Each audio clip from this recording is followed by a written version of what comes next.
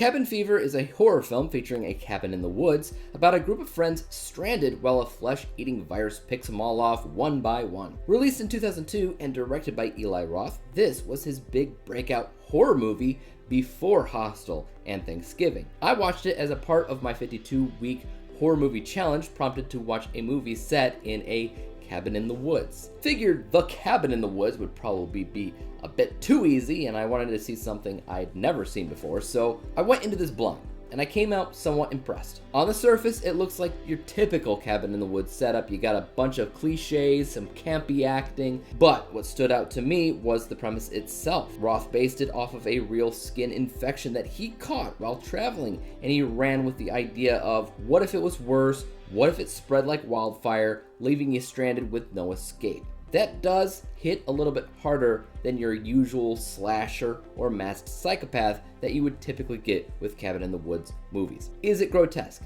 Sure, especially in 2002, but honestly 23 years later it feels pretty tame compared to other movies such as Terrifier, Human Centipede 2, or Eli Roth's own Hostel.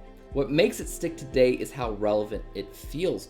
Disease horror always hits a little bit differently, especially with real-world outbreaks still in the news. Overall, though, it's entertaining, it's corny, and it is memorable enough, but it's not a favorite. I'm going to give it 64 out of 100 possible stars, or a C letter grade.